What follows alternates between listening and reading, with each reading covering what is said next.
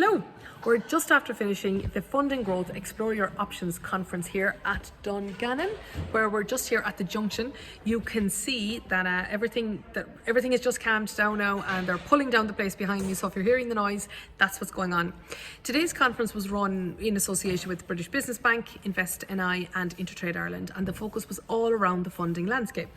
So how can you raise money, maybe from an alternative debt provider, and maintain a very strong relationship with your traditional lender? Or how do you raise money from equity? Or what is the route to go in order to explore the options if you want to evaluate what you need to do and when? So it started off earlier on. My first two guests that I was delighted to interview were Roisin Maguire and Mary McKenna. And a very smart start to a conference, actually, because what we did was we had a chat around the impact of last year. So last year, Roisin was in the audience and Mary was a speaker. And Roisin reached out to all of the speakers afterwards because she was at a space where she really wanted to start raising money and wanted to reach out to all of the speakers to pick up on things that had resonated from the conference with her. So she did, and basically, to jump forward, Mary went on then to actually invest in her business with another investor. So the first conversation that we had was what happens when you know exactly what you're looking for from a conference, what she did after that, and how that experience that she had last year has turned into action for her this year.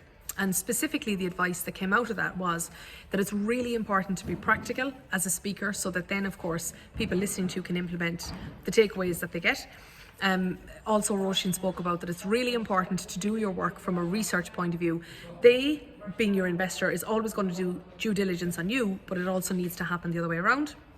They spoke about the importance of practicing your pitch with live investors, and to remember that investing is a team spirit. So whether it's the agencies that can help you, or whether it's that investors talk to other investors from the point of due diligence. And of course, also, Roisin mentioned that, before going on this journey, she may well have been concerned about, what is it going to be like to have a new person in the business, and obviously be quite strategic from an equity point of view. What is this going to mean? And then she went on to say is that you actually gain, when it's done right and when your investor is aligned, you gain an asset, you gain a team player and a key player at that. And also, of course, you gain the money that you can use then to put your plan into action also. But she just spoke about that her anxiety in advance of this was actually very different to the reality of what happened afterwards. And also, Mary's pointed out the benefit of the tax relief that's available when you can invest in businesses directly too. So that was followed by an alternative debt case study, and in this case we had David White from Bonboa Foods with Neil McCabe from White Rock Finance. So in this case they were talking about the importance of knowing that you can get a blended rate. In other words, if you are borrowing from a traditional bank at X% and then you need to go to an alternative finance provider and they're at a higher percentage, is of course when you put the two together you can get a blended rate where you get the finance from both parties according to what you need. So it doesn't have to be A or B, it can be A and B. Also, they spoke about the importance of demonstrating the resilience that your business has so that you can show how you've overcome challenges in the past, and that really builds trust then with how you can make sure that you intensify your repayment capacity into the future. Also, there was an interesting thought concept that came up around innovation. When you're funding innovation, of course, it is risky. Of course it is, because it's new. But particularly David was talking about how he does this. As he first of all evaluates, and he used the term score, so he looks at what they're doing now in terms of products and markets and efforts, etc., scores them according to the metrics that matter. So what sort of resources they're taking up, or the labour intensiveness, or the ability that product has to affect others and upsales, etc., and then decide what you want to cut. So that take away what is not aligning with your vision in order to create the space for innovation. And then he said, as soon as you have that plan, then you go and source your finance, and to show that you have all that done is really important when you're engaging with your finance provider. Also, then we had a panel all around alternative finance providers, and there we had Judith Totten from Upstream, we had Ajay Sharma from CS Finance, and we had Donald Traynor from Community Finance Ireland. And they spoke about there is an abundance of alternative debt products and services available in the market now, but it's so important to have the conversations with those various different parties to learn what suits you, what do they need, what are they interested in funding, what is their risk profile, what requirements do they have, what are the repayment terms, both the price as well as any other terms.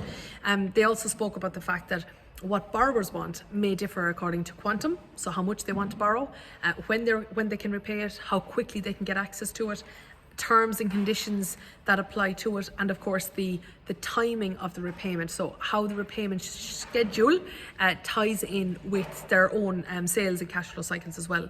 They spoke about the fact that you can have many different assets in a business. So like invoice discounting is where you have your debtor book that you can securitize against. They spoke about other assets like supply chain assets, and how you, again, having the conversation with these providers can help you understand maybe ways in which you can borrow money in a certain way that you didn't think about before. They also said it's very important to, as they say, share the full deck of cards. In other words, tell your whole story. If there's challenges in the business, or there might be challenges in the past, it's better off being upfront about them. It's likely that the lender will have heard of this before, and it won't be as big a deal in your, in their minds as it might be in your own head.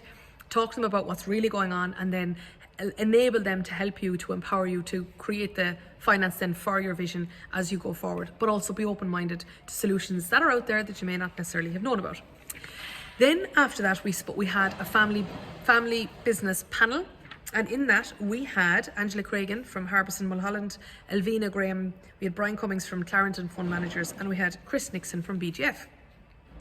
And we had a really wide-ranging panel discussion there all around equity, raising money for equity, around non-executive directors, and also what it's like to run a family business. And then from there, we also had a panel discussion then, well, more fireside chat with Kerry and Raymond Murphy from RGM Vent, and their investor, Graham McKinstry from Foresight. So let me tell you exactly what came out of that. Okay, first of all, among the many things that we spoke about afterwards, I just want to give you the context for this. I went around to the different groups of people in the audience, and I asked them what they took from these next two panels as well as the earlier discussion. And here's what I got, is that it's really important to follow up with speakers at a conference if they really resonate with you, because you never know where that could go. It's very important to tell it all, share your entire story with your funder or your investor or your lender, so that they're in full agreement with what actually is going on. Due diligence when it comes to equity investment needs to be on both sides. It needs to be both the investor and the investee. The conversation around NEDs really resonated. People said it's very important to, first of all, reach out to a non-executive director to get an outside perspective, and not be, and I quote, not be introspective and retrospective, but more so forward-looking and get an external perspective. It's important, if you're getting a NED, to get an experienced NED, and perhaps get a NED from a different jurisdiction as well, to get further diversity in thought process. Loads and loads and loads of them all day talked about communication. Communicate with your lender early, or your investor early. Start looking for money earlier than you need it. But when it happens, make sure then that you keep in contact with them a lot to walk through the journey with you. And also as well, it's really important that you communicate regularly, and be understanding that you have to factor time in for that relationship building as well. Lots of people then also spoke about the fact that they said that they were very inspired by the resilience shown by the businesses today, and how they are reaching out and actually building upon relationships that they've had. They also said the importance of getting the ball rolling into long before you need it, so that by the time you do need it, is that things are actually in place at the time. A lot of people also picked up on the fact that it's important to blend different sources of finance, and in fact debt and equity as well. Even if you're raising money from an investor from an equity point of view, how important it is to also keep your bank up to date on that. Lots of people afterwards said that listening to the conversation around, how family businesses scale, how they bring NEDs in, how they professionalise with a board, how they can, use the strengths that a family business has and those long existential relationships.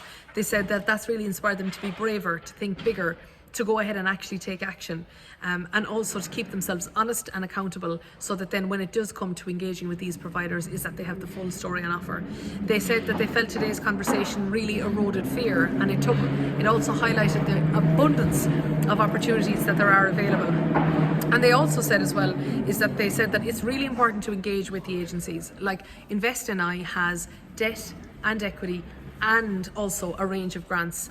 InterTradeIreland has funding supports. It's got money, and it's also got connections in with people, connections in with providing finance for recruiting graduates, engagements with universities, etc. And the British Business Bank also has money from the point of view of, again, debt and equity, but also the British Business Bank has a range of funding supports, and guidance towards all the jargon that happens around the green agenda, etc. So there is so much there. We had a super day, and thanks so much again to Susan Nightingale, Patrick Dewar, and also to Shane O'Hanlon for choosing me to work with him. You're amazing.